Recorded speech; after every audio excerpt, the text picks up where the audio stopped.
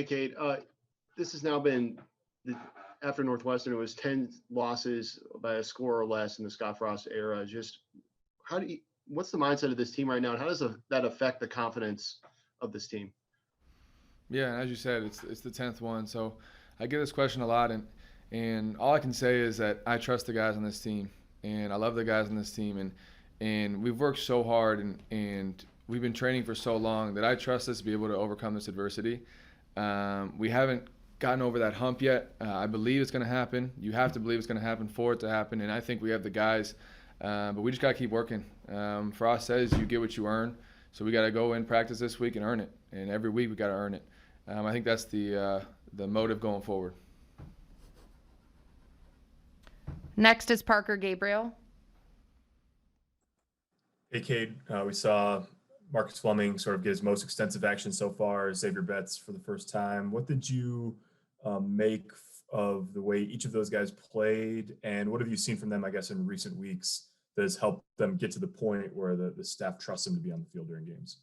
Yeah, no, Marcus played great. It was really cool to see Marcus, Lante, Xavier, Omar, all of them get out there in the field and get some PT and make some plays. And it's been a long time coming for those guys. And I trust each and every one of them. And it was finally cool to see them get out there and make plays. In the weeks coming forward, they've been preparing and getting ready because they know their chance is going to come. And so their chance was coming this week, and so they all got with me different times just to ask questions, go over plays, make sure they have it all down. Even from the day before the game, they were asking me questions just to make sure they had it all down, they had it all right, but they just wanted to double check. And so that attitude toward being perfect, I think, helped them all, and I think they all want to be great. And it's going to be awesome having them in our room, being able to get some PT going forward. And just as a quick follow-up, I think, when Marcus was being recruited, speed was really sort of the first thing that came up in conversation with him. How would you describe him, I guess, at this early stage of his career as a player? What type of receiver is he? Yeah, he's explosive. All those guys are. With the speed they have and that acceleration, it's really cool to see. I'm obviously a little envious of all those guys and the physical talents they have. But, no, they've been great. It's been a long time coming for them, as I said, this summer. Seeing them progress has been a great learning curve for all of them. And I'm excited for all of them moving forward. I think they're all going to help us. Next is Sam McEwen. Okay, if there are two or three things you'd like to see Nebraska's offense, your offense, get better at right now, what would those two or three things be this week? Yeah, I think the one thing that comes first to mind is no mistakes. We made too many mistakes that killed drives, too many self-inflicted penalties and negative plays that we've had this season and that we had last game, and it really showed. Too many false starts, too many holdings, and that's on all of us. That's not just on the line, the quarterbacks, wideouts. We got to get better as a team at that going forward, and I think that also red zone, we have to be more efficient. When we get that close in scoring drives, either in the fringe red zone or up close, we got to finish those drives. We got to get points. We got to score more points. And so we're going to work on that going forward. We already talked about it in our meeting, so I think we're going to have some new plays and some new periods in practice just to work on those things and get better at that. Passing in the red zone was a struggle last year too. When you think about what you guys struggled with last year and what you've continued to struggle with in the first two games, what needs to change about the red zone and especially the passing game in the red zone? Yeah, I think in the red zone, passing game comes a little different because defenses play different things. The coverages aren't the same. Blitzes are usually coming. So I think that I think anticipation is a big thing for all of us in the red zone because everything happens so much faster and the windows are smaller. So I think that anticipation, I talk to the quarterbacks a lot about it, is key in getting the ball out quick and getting into our hands and us anticipating the ball coming. And it's something we're going to work on going forward. And I'll make sure with the quarterbacks that we're ready going forward in the red zone to be better at passing because we can't be one-dimensional moving forward. Next, Mitch Sherman. Hey, Cade, you talked about belief and believing it's going to happen. When you look around the offense right now, what do you think about guys and how much they're believing in the ability to get it done? Yeah. We'll start off with the wideouts as I usually do. Those are my guys. I think that Lubick, Wandale, and I, and a couple of the older guys have done a really good job building a culture in there that believes. Because if you don't have belief, you really don't have anything else. So I think that that believing is the first key, believing that you can be successful, believing that you can make those plays, believing that we're going to win these close games. And I think that belief starts for me in my room. And I think that we've worked hard over this summer, over this quarantine season, to start building that belief. And I think you see those young guys step in there and they make plays.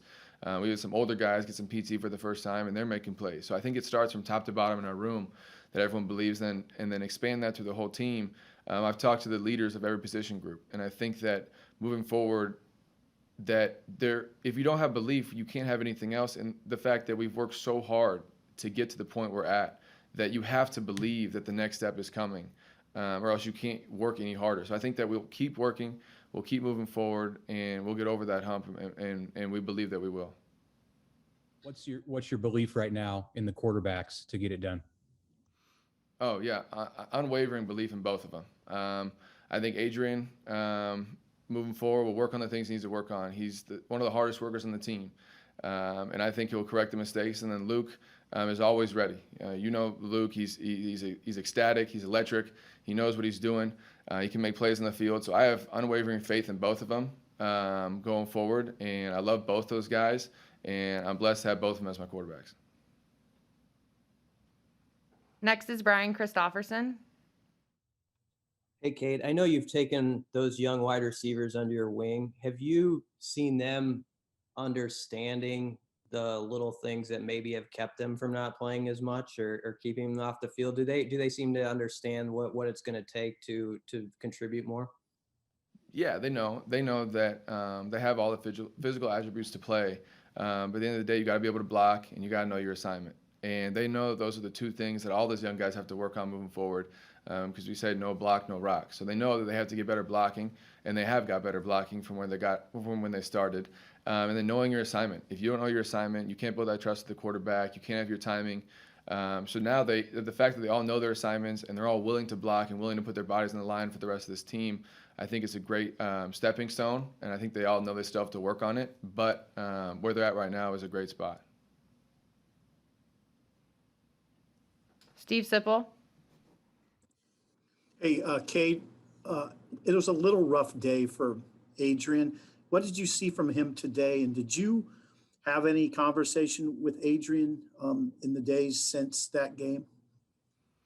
Yeah, I talked to him during the game a little bit at the end of the game. And then last night he actually come over and we just talked about the game, kind of put it away, put it in the past behind us. But no, I talked to him. He knows that he didn't play his best. He knows that there's some mistakes he made that he wish he could have back. But he also knows that no one will work harder to fix those mistakes than him. And he also knows that he can make all those plays that he missed in the game. So his confidence is unwavering. He's ready moving forward. But yeah, I always try to stay in his ear and know that I'm someone he can talk to, that I still trust him, that he's still my quarterback. And I believe that he'll get it turned around. Excellent. Thank you. Kevin Zutz.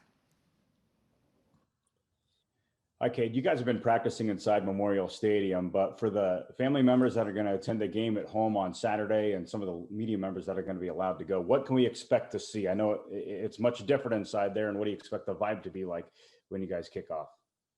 Yeah, the vibe's already different. I mean, you got cardboard cutouts in the stands, and we got a tunnel walk with a bunch of picture frames. So the vibe's already different, but I think that you'll see the energy still there, even with just the limited family members that we'll have.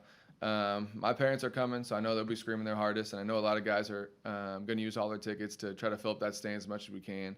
But the vibe's definitely going to be different, but we've already gone through 2 games with no fans, so we're used to it now. So it's going to be a nice change to have somebody cheering for us and in the stands with a little bit more energy, but we're ready for it.